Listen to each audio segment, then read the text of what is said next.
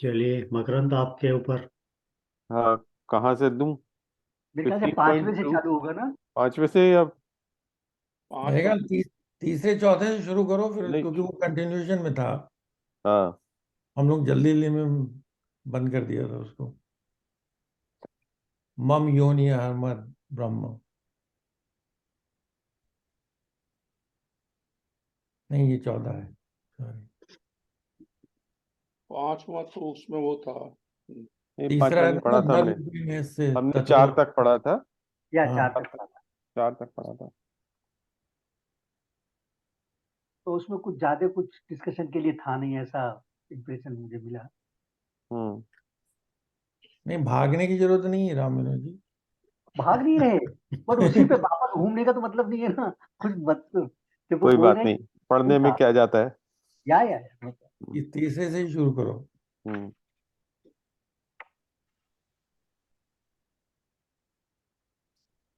श्री भगवान वाची चल रहा है। या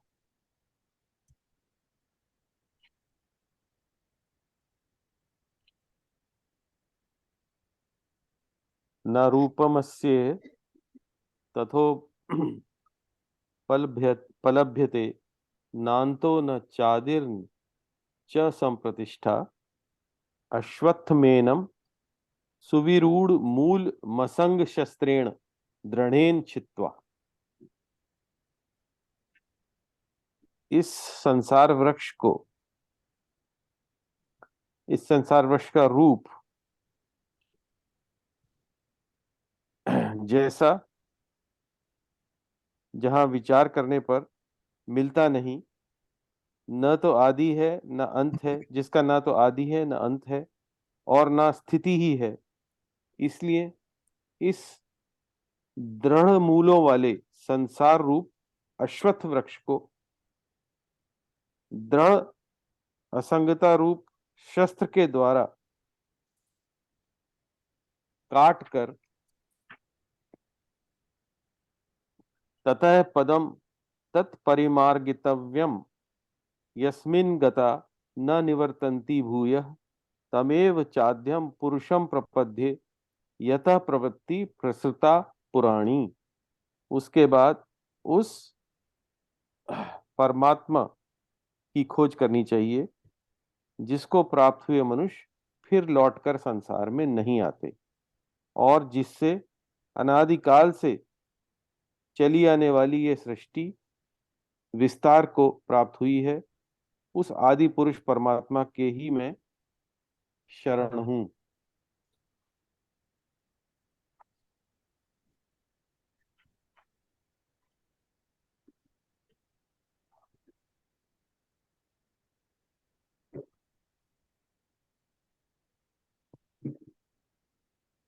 निर्माण मोह जित संग दोष अध्यात्म नित्य विनिवृत्त काम द्वंद्वैर विमुक्त सुख दुख सं, संजैर्ग संजैर्गच्छित्यमूढ़ पदमव्ययम ततः। जो मान और मोह से रहित हो गए हैं, जिन्होंने आसक्ति से होने वाले दोषों को जीत लिया है, जो नित्य निरंतर परमात्मा में ही लगे हुए हैं, जो अपनी दृष्टि से संपूर्ण कामनाओं से रहित हो गए हैं, जो सुख दुख नाम वाले द्वंद्वों से मुक्त हो गए हैं, ऐसी ऊंची स्थिति वाले मोह रहित साधक भक्त उस अविनाशी परम पद को प्राप्त होते हैं।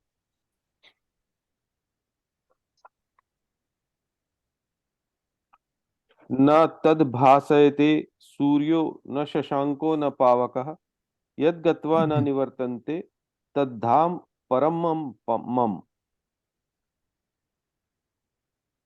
उस परम पद को न सूर्य न चंद्र न अग्नि ही प्रकाशित कर सकती है और जिसको प्राप्त होकर जीव लौटकर संसार में नहीं आते, वही मेरा परम धाम है।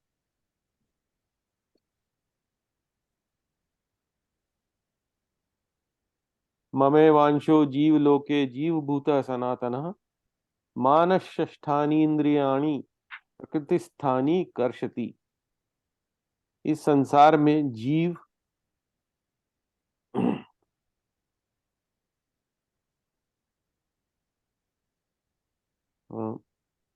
इस संसार में जीव इसका क्या मतलब, जीव भृत इस जीव बना हुआ आत्मा यानी कि जीवात्मा। स्वयं। बिकॉज इटर्नल जीवा, इस जीव संसार में परमात्मा। या जीव बना हुआ स्वयं मेरा ही सनातन अंश है, परंतु वह प्रकृति में स्थित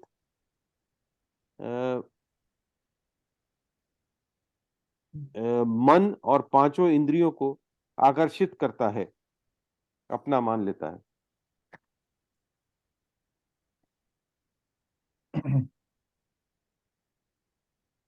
शरीरम यद्वाप्नोति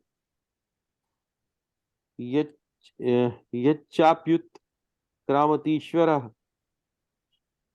गृहीत्वैतानि संयाति वायुर्गंधा निवासयात्। वायु गंध के स्थान से गंध को प्राप्त करके ले जाती है। ऐसे ही शरीर आदि का स्वामी बना हुआ जीवात्म भी जिस शरीर को छोड़ता है, वहां से मन सहित इंद्रियों को ग्रहण करके फिर जिस शरीर को प्राप्त होता है उसमें चला जाता है।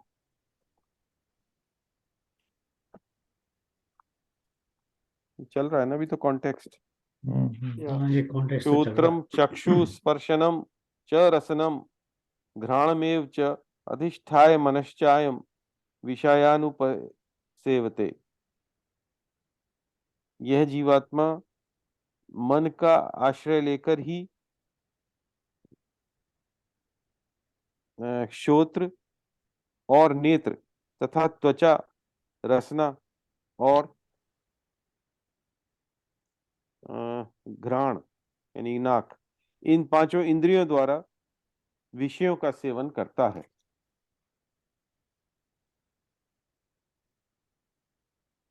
उत्क्रामंतम स्थितम वापि भुंजानम वा गुणान्वितम विमूढ़ा नानुपश्यन्ति पश्यन्ति ज्ञान चक्षुषः। शरीर को छोड़कर जाते हुए या दूसरे शरीर में स्थित हुए अथवा विषयों को भोगते हुए भी गुणों से युक्त जीवात्मा को मूढ़ मनुष्य नहीं जानता, ज्ञान रूपी नेत्रों वाले ज्ञानी पुरुष ही जानते हैं, ज्ञान चक्षु वाले। चलिए यहाँ रुकते हैं, मेरे ख्याल काफी सारे हो। ओके।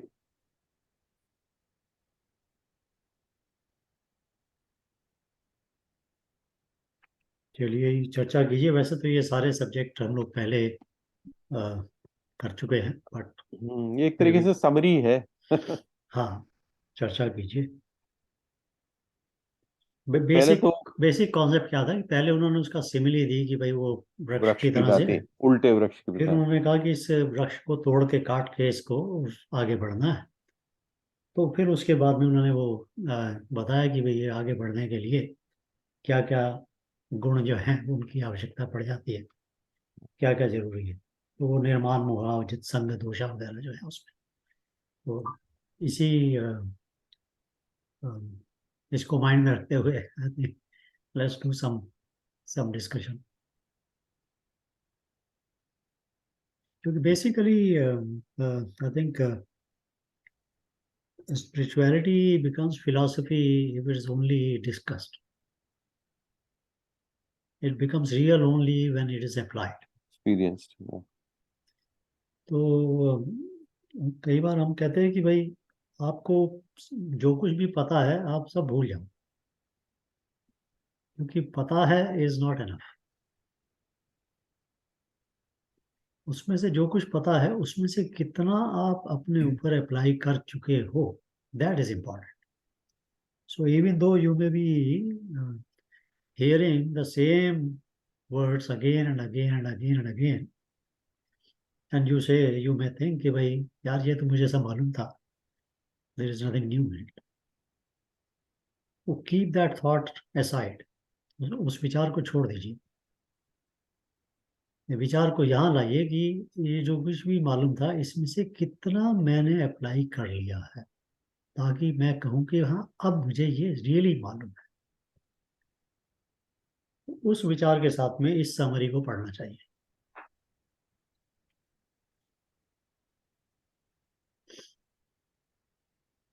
चलिए। तो इसमें यही है ना, गुणों के द्वारा हम बंधे हुए हैं, एंटेंगल्ड हैं टोटली, और उस एंटेंगलमेंट को हमें काटना है। That is the next step. अब ये है कि काटना कैसे है। तो काटना ऐसे है कि भाई जो परम पिता परमेश्वर है उसकी शरण में जाना है, सरेंडर करना है टोटली। और वो हमें, हाँ, नॉर्मली आदमी इन चीजों को देख नहीं पाता है, वो ज्ञानी लोग देख पाते हैं। नॉर्मल हम जैसों को देखने के लिए ज्ञान चक्षुओं की जरूरत है, तो ज्ञान चक्षु भी वही प्रदान करते हैं, शायद किसी गुरु के थ्रू। इतना ही समझ में आया है अभी तो। और जो क्वालिटीज होनी चाहिए, वो जो मन मन और पांचों इंद्रियों के थ्रू ही हम जो है सारे विषयों को ग्रहण करते हैं। और एक शरीर से जब दूसरे शरीर में जाते हैं तो भी ये कैरी फॉरवर्ड हो जाते हैं, सेम संस्कार कह लो जिसको। And again we are entangled, remaining entangled.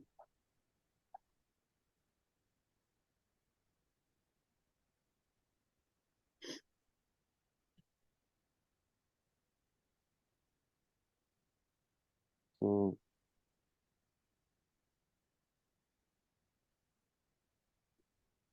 बहुत अच्छे। हम्म। अशोक कुछ विचार में है, मालूम नहीं। ये नहीं, ठीक है। सातवें में जो इटर्नल जीवा की बात कर रहे हैं वो भगवान अपने लिए कह रहे हैं ना। उन्होंने ये भी डिक्लेयर किया ना कि ये मेरे ही अंश हैं आगे। हाँ, अंश, अंश वो इम्पोर्टेंट है। Sparks of the same fire. बूंद जो है वो समुद्र का ही एक समुद्र का हिस्सा। अंश है।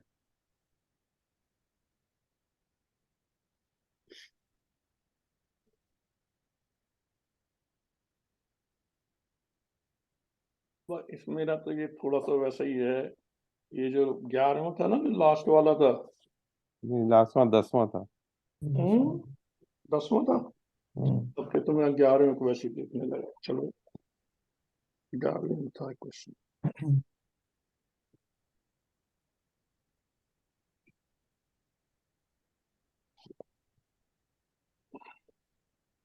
बोलो प्रभात जी, राम विनोद जी, कुछ कुछ नया नहीं लग रहा, मतलब कई बातों को बार बार कह रहे हैं, यूं तो ये इतना ही लगा। या नहीं, असल में ये एक कहानी ये है कि जो अभी शुरू में जो हर्ष ने कहा ना कि you have to look at this from the perspective of how much of that has been internalized through the process of meditation, yoga, whatever we continuously do on a daily basis. Otherwise, it becomes a knowledge. We all know that, right? The Brahman lies within us in the form of inner वो divinity. तो वही हो गया ना। भाई मतलब भगवान दूसरी तरफ से अगर आप बता उसको रहे इस्तेमाल नहीं कर रहे तो पुस्तक में लिखा हुआ ज्ञान वो पुस्तक में ही रह गया। हैं, तक में ही रह गया। मतलब how do we reach to the stage where none of these pustaks are relevant because I have already reached to that supreme abode, right? I have recognized my true self. सारी कहानी जो है वो उसी के ऊपर आधारित है कि आप अपनी जर्नी में किस स्टेज पर हैं। 1/3 पहुंचे हैं, हाफ पहुंचे हैं, 1/10 पहुंचे हैं, क्योंकि और उसके मार्ग कई पहले भी डिस्कशन हो चुका है कि हम लोग बताए गए हैं। मेडिटेशन पहले तो गुण बताया है, you have to move from rajas towards sattva, then you have to take a big leap forward, get out of these 3 gunas. And then उसमें भी बड़ी stages हैं, one integrate with oneness जिसकी बात आती है, फिर then you keep going up and up and up. तो वही भगवान जो है यहाँ पर डिफरेंट वेज बता रहे हैं कि सब कुछ हम ही हैं. I started this universe, I created this universe with the help of Maya. And जीव जो है भगवान का अंश होते हुए वो भी अनादि ही है भगवान की तरह. यही तो वो कह रहे हैं ना कि हम सिर्फ 3 गुणों की वजह से उलझा हुआ है. हाँ, वो डिल्यूजन जो है ना, मूढ़ा जो है वो देख नहीं पाता है कि मेरे और तुम्हारे बीच में बहुत डिफरेंस नहीं है. मतलब ये कहना तो बड़ा आसान है, मैं अपनी बात कर रहा हूँ कि ये सब जानते हुए भी अभी बहुत दूर है उस गंतव्य मार्ग से. जो डेस्टिनेशन है, पीक ऑफ द माउंटेन, जो पहले 4 में बताया उन्होंने, उससे बहुत दूर है. तो वो एक चैलेंज दिमाग में हमेशा चलता रहता है, क्योंकि ये सब चीजें हमें अपनी डेली लाइफ में एक्सपीरियंस करना है ना. The true self has to be recognised in our daily activity.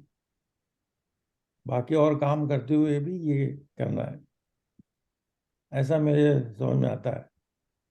Which is not trivial, is very non trivial effort. बड़ी इंटरेस्टिंग बात कही आपने प्रभात. अ, ये कुछ ऐसी चीज है कि you travel a long way, Yeah. But ultimately you realize that all you had to do was just go inside. There was Yeah. No need for any travel. So वो जो स्विच है ना, जो वो जब हो जाता है तो then you actually open a window. Yeah. So it's like going outwards to try to come inwards. तो वो जो आउटवर्ड्स है वो कितनी दूर तक आप चले जाते हो, बट इवेंचुअली वहीं इनवर्ड्स ही आना पड़ता है. So instead of going out and out and out and out and out, we can just step inward, which is already here. Yeah. There is nothing to search for, it is already here. बच्चा बगल में लिंडोरा नगर में वो जो, क्योंकि जो भी ये चेंजेस ऑफ द स्टेट हैं वो सब आत्म की ही हैं. वही आत्म इंद्रियों के द्वारा वश में आकर संसार में लिप्त हो जाता है, और वही आत्म उन सभी बंधनों को तोड़कर आत्म स्वरूप में चला जाता है. तो I think counting yourself in is important. हमारे 7 मित्र हैं या 10 मित्र हैं, तो 9 को तो हम काउंट करते रहते हैं और खुद को नहीं करते हैं. तो वो counting yourself in is important. Actually I am not, it's not something that I have to gain from outside. I already am that, but I just have to realize that. वही वो कहते हैं ना, veil of ignorance is there, तो वो उसकी layer एक एक करके निकालनी है. इसलिए वो meditation is one of the way, but is not sufficient. Is important but is not by itself is not sufficient. You have to keep doing it. कभी कभी जो है डीप मेडिटेशन में वो ग्लिम्स आती है 2 सेकंड की, बस वहीं तक पहुंच पाया हूं Actually, yeah, while doing all these efforts, what one can expect is the grace, the grace of Almighty actually to pull you in that way, in that direction, faster, jolt you out of it. हर्ष जी, थोड़ा मेरा basic सा doubt है. हाँ जी. चिंतन करना, meditate करना, okay. आपने जो सीखा है उसको ही चिंतन करते हैं, जो एक्सपीरियंस करते हैं उसी का चिंतन करते हैं. But very often I listen people say not outward, you should do inward. I fail to understand what can I do inward. I am not clear about it. What is inward? whatever experiences are there, whatever is happening, भगवान का ध्यान लगाना है, अच्छी बात सोचना, जो भी कुछ है, that all is outside. I fail to understand what is inside. What can I do to, मतलब उसकी स्टडी करने के लिए मैं क्या करूं, क्या है मेरे अंदर. So the basic doubt, because this we listen very often, not outward, but inward you should do. But what is inward? Vinod ji, आपका क्वेश्चन बेसिक नहीं होता है. नहीं आपका सर, आपका क्वेश्चन बहुत ही गूढ़ होता है. थोड़ा सा समझ में आया ना तो तभी हम उसको. लोग जब हम लोग अपने आप की भी एनालिसिस करते हैं ना, कि मैं अपने अंदर जा रहा हूँ, अपनी एनालिसिस कर रहा हूँ, तब भी हम लोग अपने आप को भी एक ऑब्जेक्ट बना देते हैं, और वो भी आउटवर्ड हो जाता है. वो ऐसे प्रतीत होता है कि इनवर्ड जा रहे हैं, बट वो एक्चुअली ऑब्जेक्ट बन जाता है, तो आउटवर्ड हो जाता है.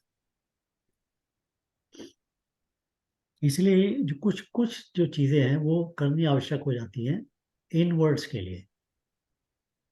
तो उसमें से एक चीज जो होती है, जो जो नॉर्मल बिहेवियर के अंदर भी हम लोग देख सकते हैं उसको, वो होती है acceptance. Acceptance of what? Acceptance of everything. Can you accept everything? Can you accept everything as it is?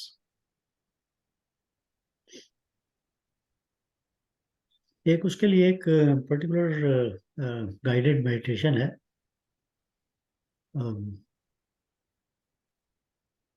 मौका लगेगा तो, और आप लोग कहेंगे तो करेंगे किसी दिन.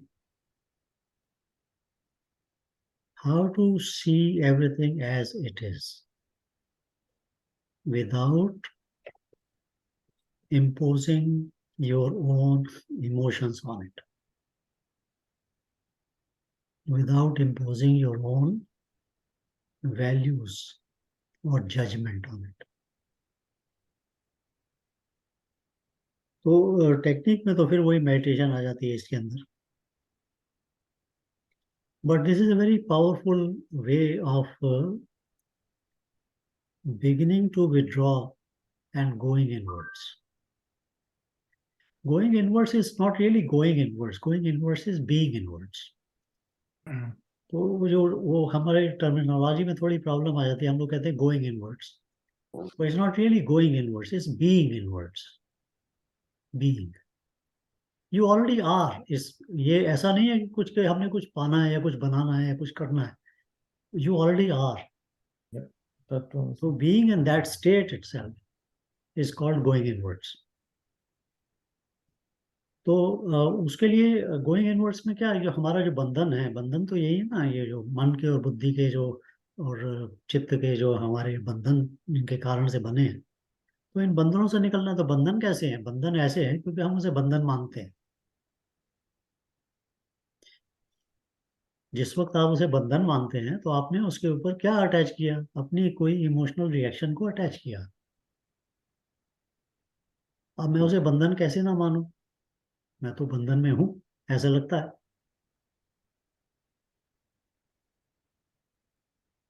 तो अब यहां पर आकर ये जो एक्सेप्टेंस है उसकी वैल्यू बढ़ जाती है. कैसे?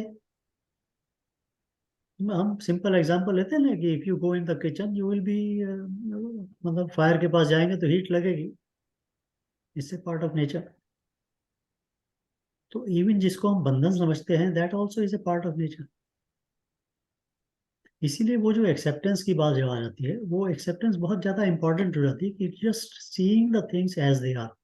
अरे भाई, ये वस्तु देखने से या ये काम करने से या ये ऐसा होने से मेरे अंदर ऐसा रिएक्शन आता है.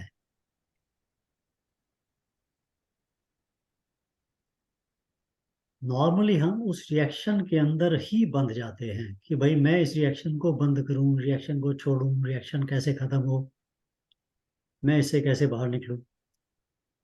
बट अगर आप एक स्टेप आगे ले लें और कहें कि भाई ये reaction is natural, it will happen, accept it. And if you are able to do that, अगर आप उसको एक्सेप्ट कर लेते हैं, तो you will see the next time that reaction is not going to come. इससे क्वेश्चन इज कि ये जो स्टेप है ना, इस स्टेप को कहते हैं going inwards. It's not really going inwards, it's being. So जो जो आपका प्रश्न है कि भाई गोइंग इनवर्ड्स का क्या मतलब है, तो that is more of a being inwards and it's more of A experience of how you change your awareness, not consciousness but awareness. Consciousness तक पहुंचने के लिए तो फिर realization हो जाता है. So anyway, so to try to, I'm trying to make it explain it as simply as I can. Maybe there are better ways to do it, but there are few steps, few key steps which are required, and they are not too many. They are not hundreds of steps. They are just a very few key steps. And one of the most important and immediate step that can be taken is to accept as it is whatever the Prakriti is. And that includes not only the external Prakriti outside me, but also me as a part of that Prakriti. That means मेरे अपने reactions, मेरे अपने thought process, मेरे अपनी entanglement, all of this is part of Prakriti. To accept it as it is. जैसे ही आप accept करेंगे ना, ये जो बोझा है ना कि भाई मुझे इससे निकलना है, मुझे ये छोड़ना है, ये काम हो जाता है इमीडिएटली. ये जो बहुत बड़ा बोझा है, ये जब हम स्पिरिचुअल रास्ते में जाते हैं कि अरे भाई मुझसे ये नहीं हो रहा, अरे भाई मेरा तो अहंकार खत्म नहीं हो रहा, अरे भाई मुझे तो गुस्सा अभी भी आ रहा है, अभी अरे भाई उसने मुझे कुछ कह दिया तो मुझे बुरा लगा.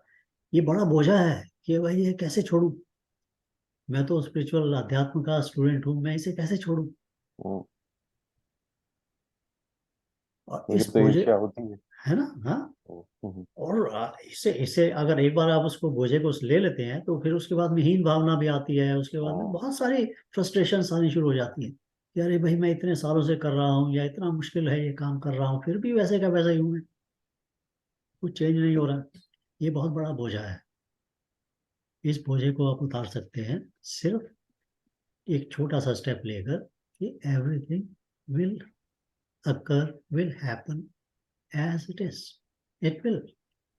Just accept it. You don't have to do anything. You don't have to go and make yourself realized. Just accept it. First step. वो बोझा जैसे ही उतरता है तभी आपको क्लैरिटी नजर आनी शुरू होती है कि भाई आगे जाना कहाँ है, मुझे मैं हूँ क्या. So in my opinion, of course, like I said, there are too many ज्ञानी around. तो बहुत सारे लोग बहुत अच्छी तरह से इसका बात को भी शायद बता सकेंगे, बट मेरे अनुभव के अंदर जो एक इस एक्सेप्टेंस था, ये टू लुक एट प्रकृति एज इट इज. एंड इस क्वालिफाइंग इसमें क्या है कि प्रकृति डजंट मीन आउटसाइड प्रकृति, इट ऑल्सो मीन्स इनसाइड प्रकृति. जिस प्रकृति से मैं बंधन में हूं वो प्रकृति भी नेचुरल ही है, as it is. Just observe it. Prabhat, this is also a very good meditation part. When you sit down, and this is something, so this is a dynamic meditation also. You can actually do it. You don't have to sit down and do it. You can do it dynamically. सब कुछ करते हुए, काम वाम करते हुए. सब कुछ करते हुए, हाँ. मैं इसको थोड़ा सा वैसे दूसरी उतना अच्छा एक्सप्लेन तो नहीं कर सकता जैसे मेरी टीचर ने किया था. वो जब हमको एक बार शुरू में जब मेडिटेशन बैठा करती थी ना, तो जैसे उसमें वो क्या करती, वो ये कहती थी कि अब जो है ना तुम्हारे, मतलब वो उसने कहा कि तुम अपना लक्ष्य एक तरफ रख लो और केवल उसको ही सोचना है तुम्हें. तो होगा क्या, तुम्हारा मन भागेगा. तुम बैठे हुए कनाडा में बैठे हुए मेरठ पहुंच जाओगे, यहाँ से वहां. तो बोली मैं ये नहीं कह रही आप अपने विचार रोकना, मगर उससे बार बार तुम कहना अरे मैं तो यहाँ आ गया, ऑब्जर्व करके उस विचार को वहीं लाना जो तुम्हारा स्टार्ट किया है. तो अगर ये नहीं कह रहे कि तुम रोको उनको बस, बट ये जरूर तुम बीच बीच में तुम्हें ध्यान आएगा, नो नो अरे मुझे ये होम की तरफ देखना था या किस, इट वर्क्स। अब आजकल तो मेरी उनके साथ क्लास नहीं है, but I know it will. Usually तुम्हारे जो विचार आते हैं वो दो ही तरह के आते हैं जहां तक मैं समझ सकता हूँ। एक तो आपको जो जो भारी वर्ड में प्रॉब्लम चल रही है, चाहे वो मैथमेटिक्स की हो चाहे सोशल की हो, जिससे तुम्हें दुखी हो रही है या तुम कोने में फंसे हुए हो जो आज की न उसमें, या कोई प्लेजेंट इंसिडेंट आएंगी याद, ये दो विषय जनरली आते हैं आपको याद, और यही तुम्हारे बंधन से हैं एक्चुअली। मेरा तो स्मॉल थिंग। हर्ष जी, जैसा आपने बताया कि accept as it is whatever is happening, okay, it is characteristics of that, उसका नेचर है या उसका धर्म है, उसको एज इट इज एक्सेप्ट करना। Does it mean then no correction is required? There are so many things are there. If something is happening, now that needs some advice to that person or something.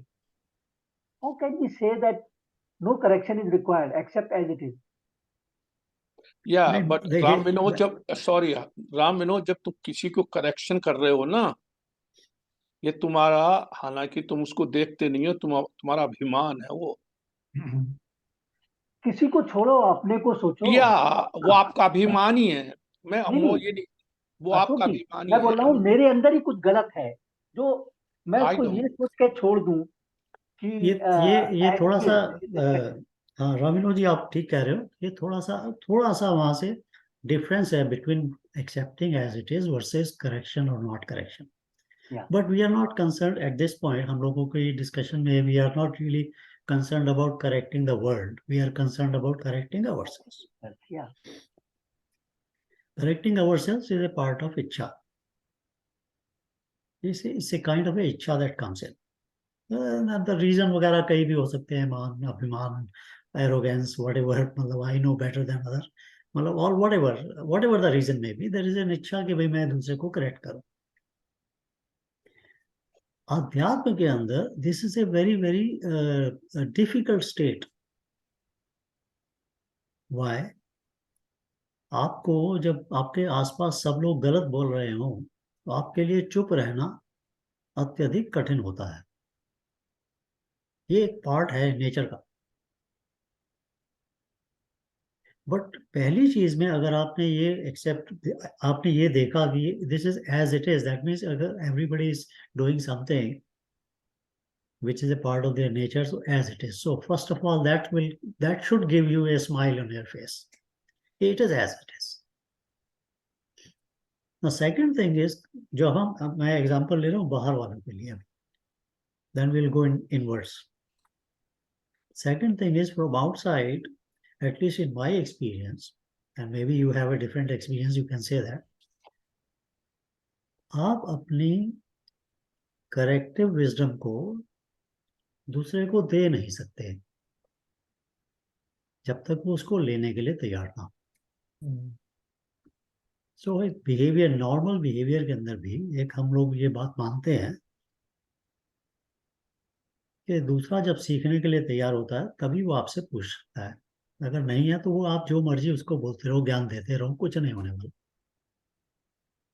तो अब हम बच्चों की बात नहीं करें कि बच्चों को समझा रहे हैं, या बच्चों को समझाना है तो वो बात अलग हो जाती है। हम एडल्ट्स की बात कर रहे हैं। So it in from a normal behaviour perspective it becomes a little bit क्या कह रहे हैं, फ्यूटाइल, कि भाई आप किसी को करेक्ट करने की कोशिश करें। तो external correction, external behaviour is totally different aspect of this whole thing. But now comes the internal correction. That's what I was saying to you. The moment you start accepting it, that this is a reaction that will happen as it is, that reaction will stop occurring. You will correct yourself automatically. So effort उसके अंदर अपने को correction में आपकी लगनी बहुत कम हो जाती है, because you already accepted it. Once you accept it as it is, you try it and see. What can I say? You try it and see. Your self correction, the need for self correction also is a reaction. Are you with me on this? अगर मैं अपने आप में कोई चीज गलत देखता हूं और अभी मैं उसको एज इट इज एक्सेप्ट नहीं कर पाया हूं, तब इमीडिएटली मेरे अंदर एक नीड टू करेक्ट आती है. The need to correct myself is also a part of a prakriti ka nature. So now you are going to look at your need to self-correct, and you will accept it. So even that will go away. So it's a process that will slowly take you inwards anyway.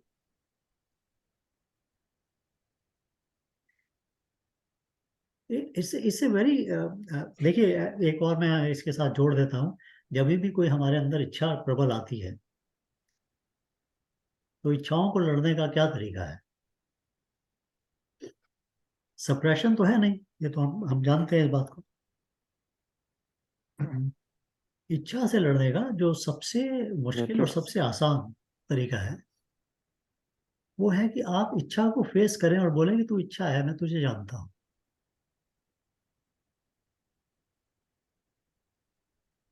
You have to try it. मतलब these are just words, but you have to try it to see how effective it is.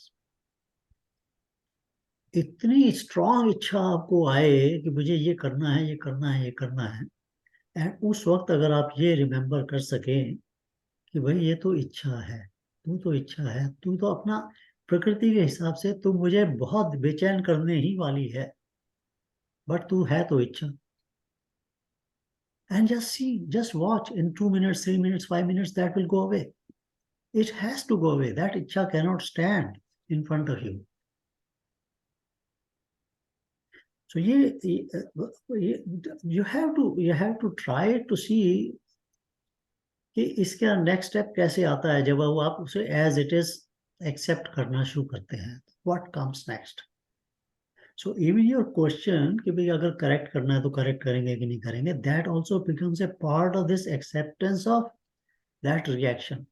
मेरे अंदर जो reaction आता है कि मुझे अपने को करेक्ट करना है, that also you have to accept it as it is.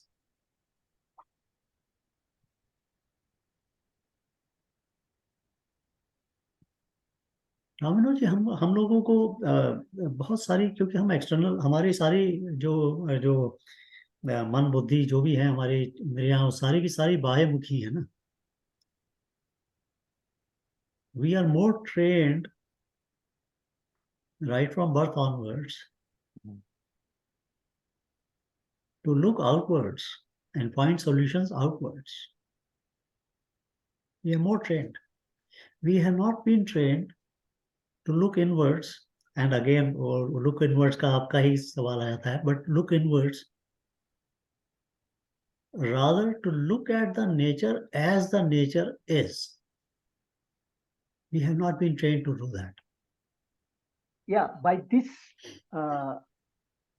way handling the thing, no, द्वंद्व कम होगा, मतलब डिस्टर्बेंस इंडिविजुअल के माइंड में कम होगा. Yeah. I can understand that, because you are giving a chance. You are not just, something happened, now you need to act.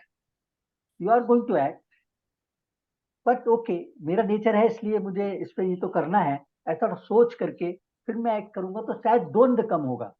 The confuse state जो है वो कम रहेगी. Right. Lots of things will happen actually. Not only that. आपकी clarity बहुत ज्यादा हो जाएगी. आपका ज्ञान का जो एब्जॉर्प्शन है वो बहुत ज्यादा हो जाएगा. आपका you will see lots of things will happen. But वो एक ऑनेस्ट वो होना चाहिए कि भाई हाँ, मैं honestly I can see the universe और the nature as it is, honestly. तो जितनी उसकी स्किल आपकी डेवलप होगी, you will see lots of things will happen on its own. No, I agree with you that in this respect, self-study will help you in handling the situation far better way, keeping yourself more calm. या and funny thing is कि जो आपके reaction होंगे ना, they will become visible to you. Right now what happens is कि जब हम लोगों को रिएक्शन होते हैं, Yeah. हम लोग जस्ट उसके साथ में कैरी हो जाते हैं, हम लोग रिएक्ट कर देते हैं. But when you actually start observing it as it is, then you will also observe your reaction, and you will accept that reaction as a part of nature, and then immediately that reaction will start diluting. So what will happen is your self study automatically improves. Yeah, that's the beauty of this particular step. So it's a difficult step in the sense कि भाई यहाँ कैसे करेंगे, but if you start doing it, it also reduces your travel outwards to find the answers, because eventually you will be stepping inwards. This is what is going inwards. It will also give you the time to reflect yeah, rather Yeah. than react. Rather than Exactly. react, it will give you Correct. time to reflect.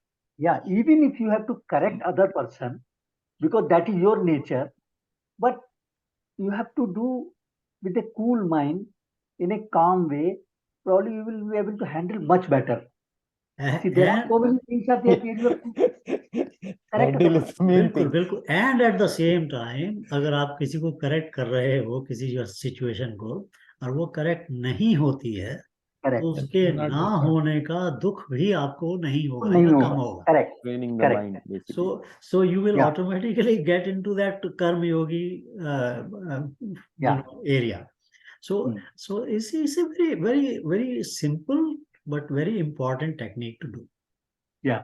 हाजी, ये actually मुझे इसलिए दिमाग में आया कि ये जो ब्रह्म कुमारी वगैरह का होता है ना, वो बहुत ज्यादा इस चीज को कि आप एक ज्योति पुंज मतलब वो हो, एंड यहाँ रहते हो, इमेजिन करो.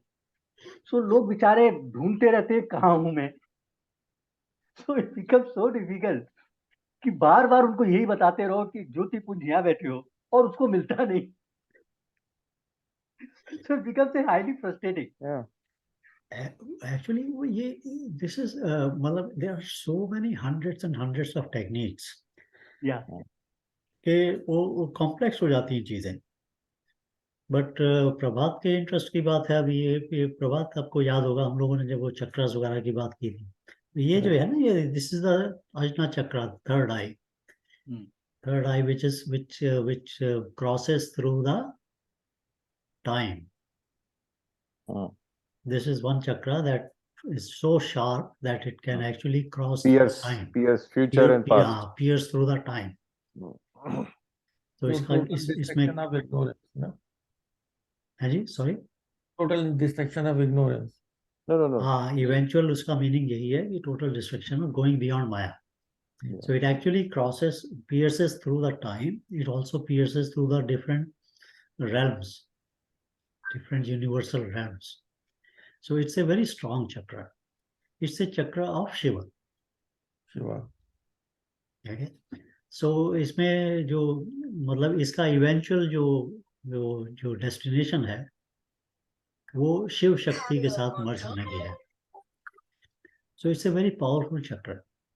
But in the present world, there are lots of techniques, meditation techniques and also pranayam techniques, जिसके अंदर इस चक्र के ऊपर थोड़ा सा वो फोकस किया जाता है, ताकि थोड़ी थोड़ी कुछ सिद्धियां आनी शुरू हो जाए. इसकी तो बहुत बड़ी सिद्धि है ना, ये तो टाइम को पियर्स कर जाता है. दूसरे की आप खड़े हुए और आपको पता लग जाए कि दूसरे आदमी का पिछला जन्म क्या था, उससे पिछला क्या था, उससे पिछला क्या था. You can know all of that. So this is one of the things. But as it is, when you start going there, then actually your crown chakra begins to open. Crown chakra is your Sahasrara. That's Sahasrara chakra जब open होता है तो it is like a fountain. तो fountain देखो ना आपने, fountain का पानी जैसे ऊपर जाता है और उसके बाद ऐसे चारों तरफ गिरता है.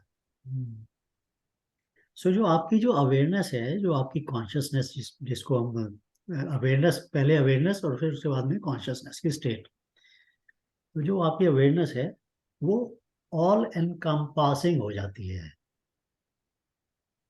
So you are able to do your connection with totality is more is not sharp anymore. It's more wide. So इसके ऊपर जाने के बाद में भी आपको थर्ड आई तो खुलना है ही ऑटोमेटिकली. तो आपको टाइम भी पियर्स करते हो, बट उसके अलावा आप संसार की विड्थ जो है उसको कवर करते हो. So at the same time you can see multiple things. But और तो ब्रह्म कुमारी का खैर इसीलिए वो उनका फोकस इसमें रहता है कि वो शिव शक्ति है वो. So how do you do it? Another techniques for that also, perhaps we can talk about that sometime. And the third one is, if you remember, हम लोगों ने हार्ट चक्र की बात की थी और उसके लिए एक मेडिटेशन भी किया था हम लोगों ने. हार्ट चक्र इज द चक्र of love, unconditional love. Unconditional love. Heart chakra is the chakra that expands into the experience of oneness. तो वो मेडिटेशन टेक्निक्स जिससे हार्ट चक्रा एक्सपैंड होता है, that eventually takes you to that oneness. So all of these techniques are sort of going inwards. I mean, they're not related looking outwards, but going inwards. But first load that you have to shed from your head, from your mind,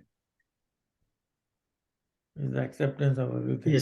Can be achieved through the acceptance of nature as it is. And again, I always qualify that acceptance of nature as it is, not just the outward nature, but your own nature. Include yourself, never exclude yourself. In अध्यात्म कभी भी अपने को exclude नहीं कीजिए. अध्यात्म का तभी होगा असर जब आपको अपने आप को इंक्लूड करेंगे.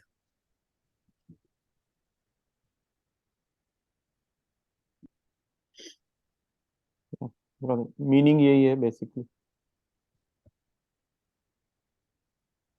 मीनिंग यही है आत्म का. राइट.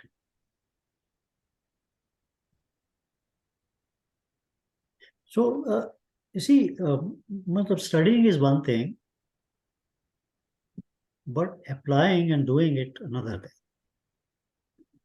अब भगवान ने आपको गोल तो बता दिया कि वही निर्माण के है ना, द्वंद्व से परे, but how do you do it? Yep. So that's where all these techniques come in.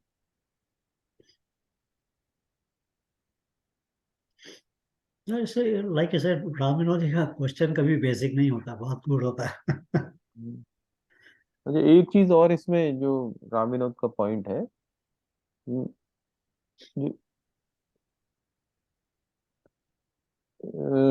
going internal has one more connotation, is that you are trying to dissociate from the external.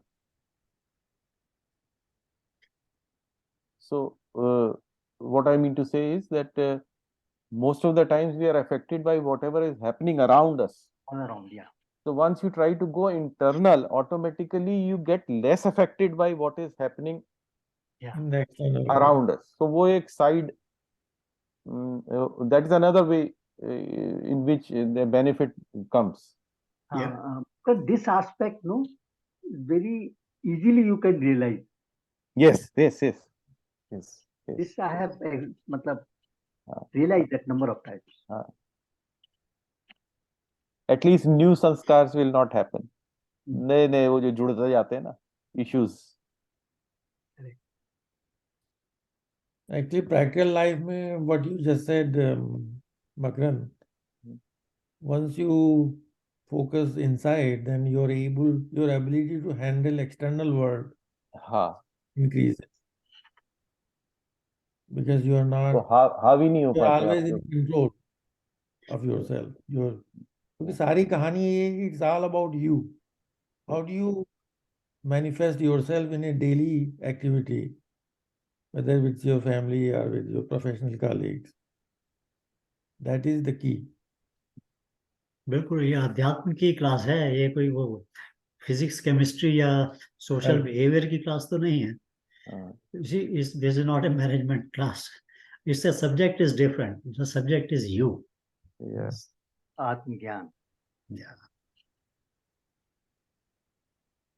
Ultimately, you are the one who is important to you. So invest in you. Correct.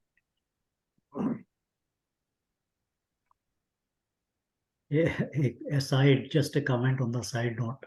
मकरंद की बात से याद आ गया.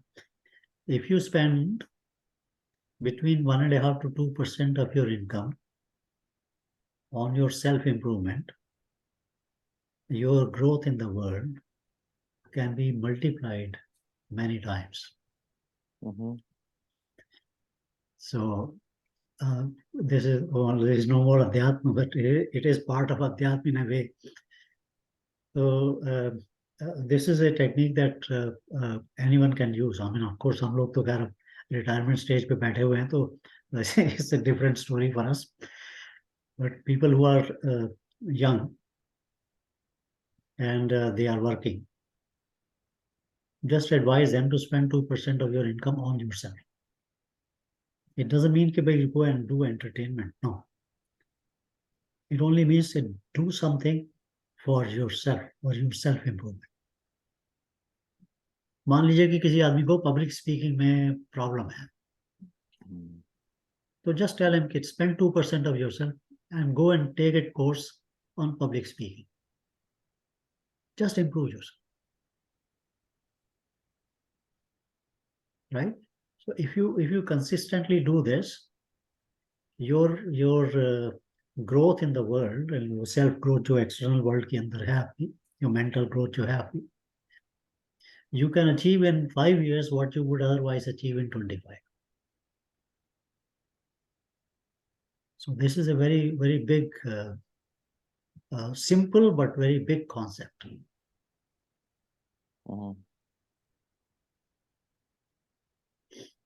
अध्यात्म में जाने वाले के लिए भी ये इम्पोर्टेंट है. हम लोग कहते हैं ना, जैसे किसी को कहते हैं यहाँ आजकल तो मॉडर्न साइकोलॉजी के अंदर एंगर मैनेजमेंट, आपको गुस्सा आता है तो एंगर मैनेजमेंट कीजिए. But spend 2% of your income to figure out or go to and take a course जिसके अंदर आपको why you get angry के आंसर मिले. क्योंकि in the current world मतलब लक्ष्मी is necessary ना. This is where you're actually to tell you honestly, this is where Lakshmi actually works. बाकी जगह पे सिर्फ money works. This is where Lakshmi works.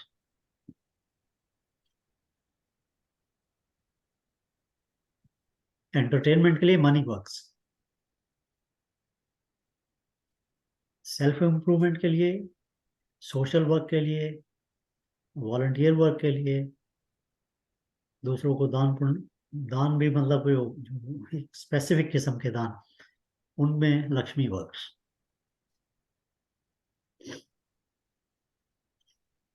Money works only for entertainment, buying buildings, buying houses, buying cars, buying dresses, buying entertainment, vacations. That's where money works. So you have to convert at least 2% of your money into Lakshmi. Lakshmi is associated with your self-growth. Lakshmi is very powerful. कहाँ से कहाँ हमारी बात चली गई यार, sorry. That's the beauty of our classes. Yeah. वो आप लोगों कभी कभी मैं ट्रिगर हो जाता हूँ तो बहुत ज्यादा बोल जाता है. But I hope that these are all tips, right? These are all simple tips जो लाइफ की हैं, काम आ जाती है. Very true.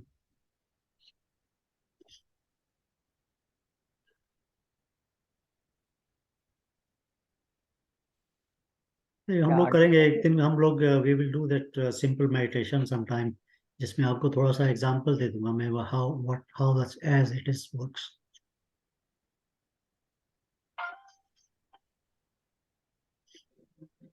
राइट। चले नहीं ना, आगे चले भाई।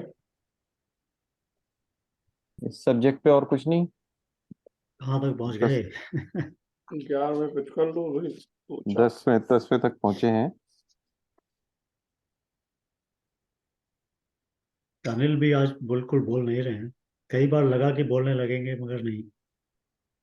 क्या मैं बोलूंगा तो मामला गड़बड़ हो जाता है ना। क्यों? एग्जैक्टली भाई, ज्ञान ज्ञान को ज्ञान देना हो तो भाई बोल दो, उसमें हम You क्या can बोलेंगे। summarize this in your own way. बताओ। गिव योर मेरा तो ये सोचना है कि हम लोग अपने इस अध्याय 15 से बहुत ही अलग चले गए। हाँ। हाँ, वो तो खुद ही कह रहे हैं हम लोग। ये बताया ना, तो क्या बात करूं इस विषय में। मेरे तो हिसाब से अध्याय ये था 15 की कि कहता है, first we should understand the whole things and then we should see what we can do. तो मैं इसको संक्षेप में कहना चाहूंगा जो मैंने समझा है 15 अध्याय में। पहली बात तो इसको पुरुषोत्तम अध्याय कहते हैं कि how we know that God is the supreme, Purushottam. तो उसने शुरू में ही कह दिया कि आई एम द मूल, मतलब जो पहला श्लोक है उसमें यही कि मैं मूल हूँ, और उसमें जो मुख्य शाखा है वो ब्रह्मा, और वहां से ये वृक्ष जो पैदा हुआ है अश्वत्थ का, इसमें सब वेदों की सब कोपलें और पत्तियां और ये सब हैं। और इन तीनों का जो जो इनका जो भी मैनिफेस्टेशन है, इसके कारण वो 3 गुण हैं, सत्वरजतम। लेकिन उसमें उन्होंने साफ कहा है क्लियरली कि इसमें जो मुख्य है वो ब्रह्मा है। ब्रह्मा मीन्स रजोगुण। तो ये सारा ब्रह्मांड की जो उत्पत्ति हुई है इसका आधार है रजोगुण मेनली क्रिएशन में। और उसमें जो 2 अलग गुण हैं, सत्व और तमो गुण, मतलब विष्णु एंड शिव, इन दोनों के साथ मिल करके सब चीजों का मैनिफेस्टेशन हुआ है, जो कि ब्रह्मा के द्वारा हुआ, मीन्स रजोगुण के द्वारा। और उसके अंदर जो है फिर ये काम, क्रोध, मोह, ये सब चीजें उत्पन्न हुई हैं। और फिर उसने एक जगह ये भी कहा है कि जो जीव है वो मेरा ही अंश है। मतलब मुझ में और उसमें कुछ अंतर हो सकता है, लेकिन वो मैं ही हूं एक्चुअली। अगर मैं सर्वज्ञ हूं तो वो सर्वज्ञ नहीं है अभी। वो जो है इन बंधनों में बंध जाता है, इन पत्तियों में, फूलों में, वेदों के ऋचाओं में, संसार के विषयों में, भोगों में। मैं नहीं बनता, लेकिन वो अंश मेरा ही है। मतलब वो भी इटर्नल है, मैं भी इटर्नल हूँ। इवन ये वृक्ष भी इटर्नल है। मीन्स सतो रजो तमो गुणों से बना हुआ ब्रह्मांड भी। ओनली थिंग इज कि इसको संसार कहते हैं, मीन्स या संसरति। इसमें कॉन्टिन्यूसली चेंजेस होते रहते हैं। तो इस जो भी आप लोगों ने अभी तक पढ़ा था उसमें अगर आप ध्यान से जाइएगा तो इन्हीं चीजों को समझाने की कोशिश की गई है कि एक ब्रह्म मीन्स परमात्मा, एक जीवात्मा, और ये 3 गुणों से युक्त ये सारा संसार, जिसके अंदर वैदिक लिटरेचर भी आता है, जिसमें वेदों को जानने के पश्चात में ब्रह्म की तरफ आपकी गति हो सकती है। जो मेरा जो सोचने का ढंग है वो ये कि ये पूरा जो है कुरुक्षेत्र है। जहां से माइंड स्टार्ट होता है ये पूरा कुरुक्षेत्र हो जाता है, मीन्स एक्शन, क्रिया। जब आप इसके आगे अगर कभी निकल सकें, जो कि अभी समझना मुझे लगता है आप लोगों को थोड़ा दिक्कत होती है कि उसके आगे आप जाने की कुछ आगे है भी कि नहीं, कोई आत्म तत्व तो है भी या वो क्या है, इस विषय में थोड़ा सा हो सकता है हर चीज इसका अनुभव करते हैं, क्योंकि ये अनुभव की चीज है। ये खाली ज्ञान से समझने वाली चीज नहीं है, ये मन के द्वारा समझने वाली चीज है ही नहीं। क्योंकि मन जो है वो इस वृक्ष का जड़ जगत का ही अंश है, लेकिन वो इसके परे एक चेतन शक्ति है। तो चेतन को आप जड़ जगत से समझ नहीं सकते। हाँ, उसका अनुभव हो सकता है लिटिल बिट, तो अनुभव करते हैं हाँ मैं हूं, यस। लेकिन मैं क्या हूं इसका अनुभव ऐसे होता है कि जो मेरे अहंकार या जो भी मेरे गुणों से जो मेरा अनुभव है, जो जिसको मैं स्वभाव कहता हूं अपना, उससे मैं समझता हूं। इसको मैं ठीक से समझ नहीं पाता अभी, और इसी को समझना है। सारे ब्रह्मांड में बता रहा हूँ आपको, वेदों के अंदर एक ही चीज है कि मैं अपने को कैसे जानूं। Self realisation, self realisation. क्योंकि सेल्फ रियलाइजेशन से ही परमात्मा का दर्शन होता है, और कोई रास्ता है ही नहीं। और सेल्फ रियलाइजेशन इसलिए होना जरूरी है क्योंकि वही मैं हूं। तो क्यों नहीं होगा, होना चाहिए। होता क्यों नहीं है? क्योंकि ये जो पत्तियां, ये फल, ये वृक्ष, ये सब राग, द्वेष, काम, क्रोध, इन सब में मैंने इस जीवात्मा को बांध रखा है, फंसा हुआ, इससे निकलना है बस। तो इन 3 गुणों से, शुरू में भी मैंने कहा था कि वो त्रैगुण्य विषया वेदा निस्त्रैगुण्य भवार्जुन, उसके बाहर निकलो। उसके बाहर निकलने के लिए रास्ते बनाए गए हैं, चाहे आप जिसको कि बहुत अच्छे ढंग से हर चीज समझाते हैं, मीन्स चाहे आप उसे क्रिया योग कह लो, कर्म योग कह लो, ज्ञान योग कह लो, भक्ति योग कह लो, जो भी करना है। और उसको भी देखिए, भगवान कृष्ण ने ऐसा नहीं है कि शुरू में कह दिया हो कि सर्वधर्मान परित्यज्य माम एकम शरणम व्रज, तुम मेरी शरण में आ जाओ मैं सब कुछ कर दूंगा, ऐसा नहीं कहा उन्होंने। पूरा ज्ञान दिया है कर्मयोग का पहले, फिर पूरा ज्ञान दिया है मतलब ज्ञान योग का, फिर भक्ति योग का, संपूर्ण योगों को समझाने के बाद में कहा है कि अब मेरी शरण में आओ। Means as a ordinary human being like us हमें काम करने ही पड़ेंगे, कोई रास्ता नहीं है। तो उनमें सोचिए क्या काम ऐसे हो सकते हैं जो अच्छे हों, जो मुझे अच्छे मार्ग पे ले जाएं। साथ में मुझे अपना ज्ञान भी करना पड़ेगा, आध्यात्म के थ्रू अपने आत्मा के ज्ञान को भी समझना पड़ेगा पहले, और उसके बाद में जब उस ज्ञान की वृद्धि होती जाती है तो मेरे हिसाब से भक्ति प्रकट ही हो जाती है, आप उससे बच ही नहीं सकते। जो ईश्वरीय गुण है वो आपके अंदर आएंगे, वो धीरे धीरे बढ़ेंगे, आपकी बुद्धि के अंदर वो सब पैदा होंगे, और आप देखेंगे कैसे कैसे आप अपने आप ही स्वतः जो है पवित्र होते चले जा रहे हैं। और जो ये पवित्रता है, प्योरिफिकेशन, वही इस चीज को अनुभव करा सकती है कि मैं कौन हूं। There is no other way. तो as a human being like us right now, जो पूर्ण तरह से इस संसार में लिप्त है, मैं भी लिप्त हूँ, आप सब लोग लिप्त हैं, कोई से आप वंचित नहीं है अभी। तो एक ही तरीका है कि इस मन की शुद्धिकरण, जब शुद्धिकरण होता है तो आत्म तत्व का अनुभव होता है। जब आत्म तत्व का अनुभव होता है तो ब्रह्म की अनुभूति होती है। लेकिन वहां तक पहुंचने का मार्ग है इस कुरुक्षेत्र में कर्मयोग के द्वारा। जैसे बार बार राम विनोद जी कह रहे थे ना कि अंदर जाने का क्या मतलब है, तो I think it's very correct, but है, क्योंकि अगर आप योग दर्शन में भी अगर आप जाइएगा तो उसमें उन्होंने उसकी बताया ना, अष्टांग योग में जाइए अगर, तो वहां पर यम नियम आसन प्राणायाम प्रत्याहार, ये सारे जो है बहिर्मुखी हैं। आसन प्राणायाम प्रत्याहार से आप अंतर्मुखी शुरू होते हैं, जिसमें क्या आता है आपका धारणा ध्यान समाधि। तो ये जो बहिरंग है और अंतरंग है, इनके बीच में मनुष्य है, मनुष्य स्वयं में उसी के बीच में पैदा हुआ है। बाहर की इंद्रियां काम कर रही हैं, वो करेंगी, उनका शुद्धिकरण करना मेरे हाथ में होता है। हमारा मन और इंद्रिया दोनों शुद्ध हो, इसके लिए हमें पहले प्रयास करना पड़ेगा ताकि मेरी फाउंडेशन स्ट्रांग हो योग में आगे जाने के लिए। शौच संतोष तप स्वाध्याय ईश्वर परिधान सत्य अहिंसा ब्रह्मचर्य परिग्रह अस्तेय, इनका हमको लगातार प्रयास करना चाहिए। तब इसके आगे जाकर के शरीर के अंदर ऐसी शक्ति पैदा करो आसनों के द्वारा प्राणायाम के द्वारा, ताकि मन जाकर के वो कर सके जो मन को कहा जा रहा है। वहां से जो है आपका धारणा ध्यान समाधि प्रारंभ होता है। और उससे होता क्या है कि जिनके बीच में एक चीज है प्रत्याहार। प्रत्याहार मीन प्रति आहार। आपने अपनी इंद्रियों से अंदर इतना भोजन ऑलरेडी इकट्ठा किया हुआ है, अनंत अनंत कोटि संस्कार, उनका भोजन करना, बाहर से भोजन नहीं करना, बाहर की इंद्रियों में जा जा करके चीजों को अंदर घुस और नहीं समेटना। जो अंदर ऑलरेडी आपने इकट्ठा किया उसको धीरे धीरे आहार करना, ये कंसंट्रेशन मेडिटेशन और ट्रांस में जाने से होना शुरू होता है। तब जाके कहीं पे आपको आत्मदर्शन होते हैं। इतना आसान नहीं होता, अगर इतना आसान होता तो क्या बात ही थी कि हम एक दिन में समझ लेते। जीवन निकल जाते हैं, एक जीवन में भी आदमी समझ सकता है अगर वो इंटेंसली इसमें लग जाए। लेकिन जिस तरीके के हम लोग हैं बने हुए, मैं इंडिविजुअल को नहीं कहता, लेकिन मुझे लगता है कि इतना मुश्किल होता है कि सांसारिक चीजों में मन लगा हुआ है, सब चीजें करनी है, सब कार्य भी करने हैं, सब बंधनों में है, और इस तरफ भी जाए। तो इसीलिए हमें तो ईशोपनिषद बहुत अच्छा लगता है, इसमें उसने साफ साफ कहा कि भाई विद्या और अविद्या दोनों का ज्ञान आवश्यक है, दोनों इस जानने संसार चाहिए। को समझना आवश्यक है, इस संसार को समझना आवश्यक है, और तब ब्रह्म को समझना भी आवश्यक है। तो इनके बीच में डायनेमिक बैलेंसिंग चाहिए, जो हम लोग दिन प्रतिदिन अपने अंदर पैदा कर सकते हैं, बढ़ा सकते हैं, जो मैं समझता हूं कि संभव है इस युग में आकर के। क्योंकि जन्म तो हो गया, जन्म हमारे ही कर्मों से हुआ है, किसी और के कर्मों से तो नहीं हुआ। तो इससे मुक्ति भी मुझे ही करनी है, कोई दूसरा तो नहीं करा देगा। ज्ञान जरूर कोई दे सकता है, रास्ता दिखा सकता है, तो हमको उस मार्ग को पकड़ना पड़ेगा, कोई रास्ता है नहीं। तो इस अध्याय में जहां तक मुझे लगता है उन्होंने अभी तक यही समझाने की कोशिश की है कि परम पुरुषोत्तम, वहां से निकला हुआ ये अश्वत्थ वृक्ष, जिसकी की मुख्य शाखा है ब्रह्मा जी, मीन्स रजोगुण।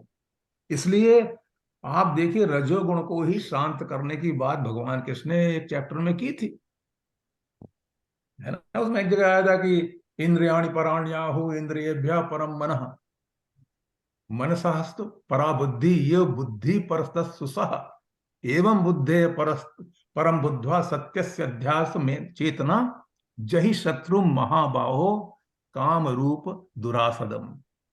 ये जो काम और क्रोध है, काम एष क्रोध एष रजोगुण समुद्भवा, ये जो रजोगुण है इसको मारने की बात कही गई है वहां पर। कृष्ण ने स्वयं कहा है अर्जुन को कि that's the only cause of our बंधन। जो ब्रह्मा जहां से प्रगटीकरण हो रहा है इस मैनिफेस्टेशन का, उसने तो घेर रखा है सारा खेल। तो उसके लिए सारे प्रयास हम लोगों को करने, और यहाँ पर बहुत क्लियरली उन्होंने इसी को समझाने की कोशिश की है कि कैसे हम लोग जो है इन सब चीजों में, राग द्वेष इन सब में फंस गए हैं, और इसमें से निकलना ही जो है मेरे स्वरूप के दर्शन करना है। ये साफ साफ यहाँ कह रहे हैं वो इस अध्याय में। तो उन्होंने एक तरीके से ज्ञान के आधार पर ये बताने की कोशिश की है कि परब्रह्म क्या है, संसार क्या है, उसके बीच में जीवात्मा क्या है, कैसे फंसी हुई है, कैसे निकल सकती है। That's what I understood from what हाँ, ये बिल्कुल सही है। मकरंद जी ने भी पढ़ा था, उसके हिसाब से मैं बता रहा हूँ आपको जो मुझे लगा। और और जो उसके लिए क्या क्या करना है, कैसे है, अंतर्मुखी बहिर्मुखी, ये सब चीजें हैं, लेकिन वो मेरे हिसाब से अवश्य जगह जगह पे स्टडी की जा सकती है उसकी समय समय। लेकिन एक बहुत मंत्र भी अच्छा। आता है वैसे उसमें उसमें आता है कि इंद्रियेभ्य परम मनः मनसा सत्वमुत्तमम सत्वादधि महान आत्मा महतात अव्यक्तम उत्तमम अव्यक्तात् तो परम पुरुषः व्यापको अलिंग एव च यज ज्ञात्वा मुच्यते जंतु अमृतत्वम स गच्छति। इतना बड़ा मंत्र, ये सब उपनिषदों के मंत्र हैं कि इंद्रियों से मन श्रेष्ठ है, इंद्रियेभ्य परम मनः तो बुद्धि मनसा श्रेष्ठ सत्व, है। मन से जो है सतोगुण श्रेष्ठ है, सत्वादधि महान आत्मा, और उससे जो श्रेष्ठ है वो आत्मा है, जीवात्मा है, और उससे भी आगे जो है एक महत तत्व है वो श्रेष्ठ है, और उससे भी श्रेष्ठ है अव्यक्त प्रकृति का वो अंश जो डिस्क्राइब नहीं किया जा सकता, उमा का रूप। एंड अव्यक्ता तो परम पुरुष, और उससे भी श्रेष्ठ जो है पुरुष है, मीन्स ईश्वर। अव्यक्ता तो परम पुरुष व्यापक अलिंग एव च, जो व्यापक है, ऑल परवेडिंग, और अलिंग है, उसका किसी भी तरह से आप ये नहीं बता सकते कि ये है या वो है या वो है, मीन्स कोई लिंग नहीं है उसका, ना पुरुष ना स्त्री ना नपुंसक। देयर इज नो वे। जैसे कि धुआं होता है तो कहते हैं वहां आग है, ये उसका लिंग हो जाता है। कहीं बाढ़ आ गई तो कहते हैं कहीं पर वर्षा हुई होगी, ये उसका लिंग कहलाता है। वो अलिंग है। और कहते यही है कि यज ज्ञात्वा मुच्यते जंतु, जिसको जानने के पश्चात ही जो जीव है वो सब बंधनों से मुक्त होता है, अमृतत्वम च गच्छति, और अमृतत्व को प्राप्त करता है। ये सब उपनिषदों के मंत्र हैं, लेकिन वही है कि इन चीजों का ज्ञान भी आवश्यक है, साथ साथ सांसारिक जीवन को अच्छे तरह से चलाने का। यहाँ पर भी दुखी होने की जरूरत नहीं, यहाँ पर भी हर चीज को अच्छे ढंग से चलाना, प्लस इन चीजों को समझना, ये हमारे ख्याल में हमारी उन्नति के लिए एक बहुत अच्छा साधन बन सकता है। That's what I feel. Very nice, very nice. चलिए, अभी तो 10-12 मिनट हैं बाकी। हाँ, मैं आप ही लेके छोड़ दिया हूँ इसीलिए। अरे भाई, मेरे लिए छोड़ दिया, धन्यवाद। क्योंकि हरि अनंत, हरि कथा अनंता, कोई छोड़ तो है नहीं, यू कैन कीप ऑन। नहीं, आई थिंक एनीवे, बहुत अच्छी तरीके से बताया अनिल जी ने, तो दैट्स वेरी नाइस। संजीव बोलना शुरू हुआ था। संजीव, तुम कुछ कह रहे थे? नहीं? ओके। तो चलो ये दो तीन श्लोक तो पढ़ लो हाँ, मकरम। पढ़ सकते हैं ना। हाँ, 11वां श्लोक।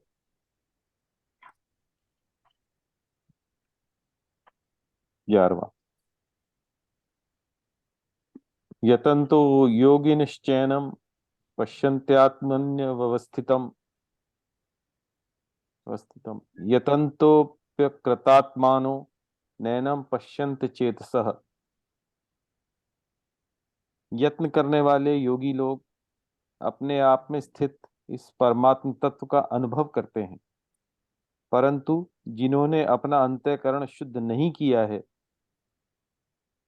ऐसे अविवेकी मनुष्य यत्न करने पर भी इस तत्व का अनुभव नहीं करते। एग्जैक्टली सेम बात मैं भी कह रहा था कि राइट, मैं अंतःकरण ये की कह रहा था कि शुद्धि आप भी अभी कह रहे थे, आवश्यक वही है। बात है कि पहले अंतःकरण की शुद्धि आवश्यक।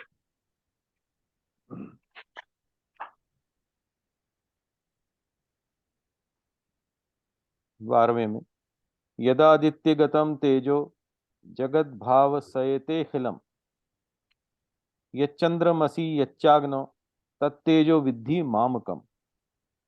सूर्य को प्राप्त हुआ जो तेज संपूर्ण जगत को प्रकाशित करता है, और जो तेज चंद्रमा में है तथा जो तेज अग्नि में है, उस तेज को मेरा ही ज्ञान जान।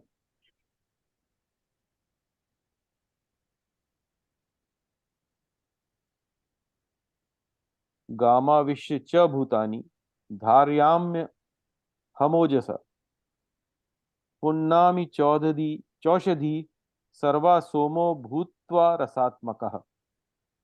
मैं ही पृथ्वी में प्रविष्ट होकर अपनी शक्ति से समस्त प्राणियों को धारण करता हूँ, और मैं ही रस स्वरूप चंद्रमा होकर समस्त औषधियों को पुष्ट करता हूँ।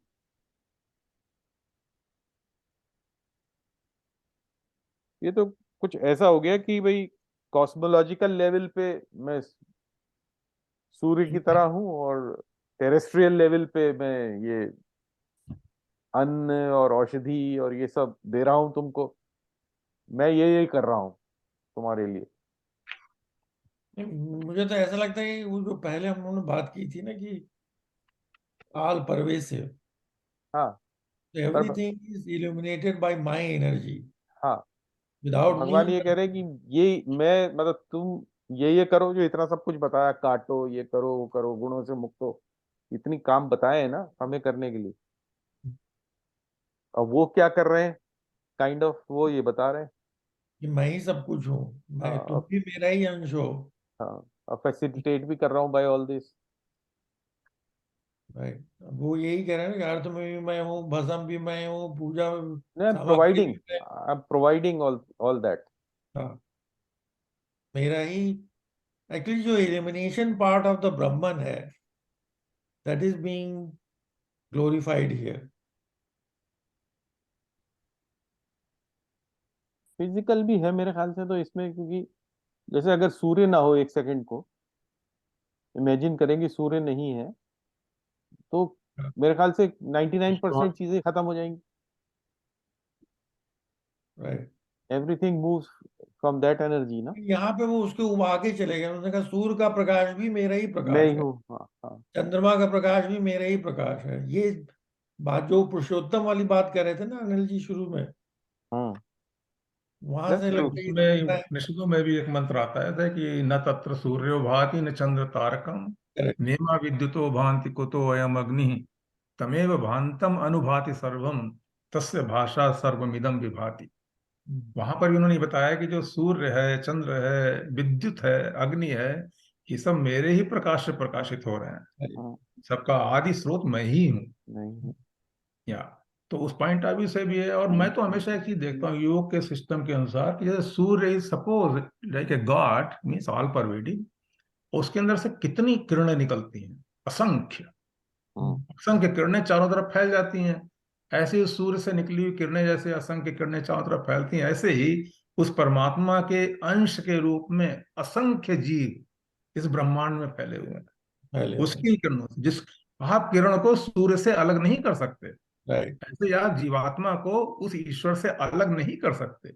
इस जीवात्मा से जड़ जगत को अलग किया जा सकता है, और वो अलग करते ही जो है परमात्मा स्वरूप का दर्शन शुरू हो जाता है। तो उस पॉइंट ऑफ व्यू से मुझे लगता है कि ये सब तुलनाएं करने के पश्चात में, क्योंकि माइंड को तुलना चाहिए, माइंड को डुअलिटी चाहिए, दिस आर दैट, इफ और नो, ये चलता है माइंड के साथ। लेकिन ईश्वर के साथ में और आत्म तत्व के साथ में वहां ये सब खत्म हो जाता है। वहां पर तो पूर्ण ज्ञानम, दैट्स इट। जो है सो है, जो नहीं है सो नहीं है।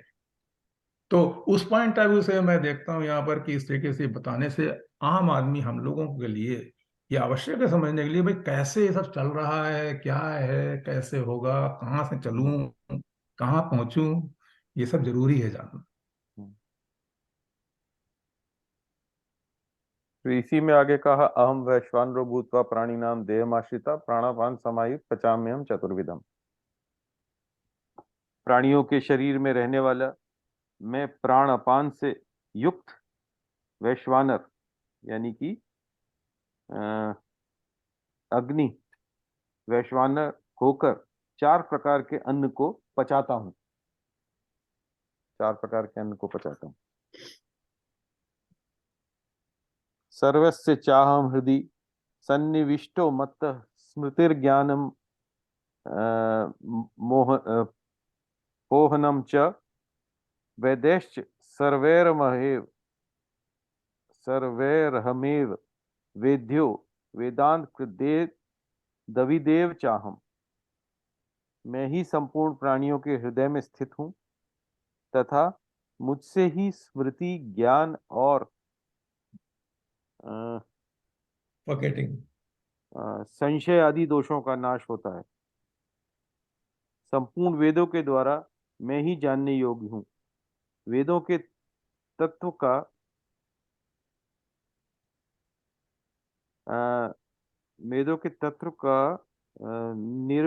निर्णय करने वाला और वेदों को जानने वाला भी मैं ही हूँ। एक्चुअली वेदों का क्रिएटर है ना। हाँ, क्रिएटर तो है ही, वैदिक वेदों And क्रिएटर तो knower. है ही। ये रहे तो जानने वाले भी वही हैं फिर। वही तो कह रहे हैं, या वेद विदेव। और पढ़ूं? नो आकर आई थिंक अब तो टाइम हो गया दिखा है हर्ष। हाँ, अभी तो 3-4 मिनट ही हैं, तो यहीं रुक जाते हैं आज। बट इसमें कुछ अगर चर्चा का कोई क्वेश्चन हो तो जल्दी से तो वो कर सकते हैं।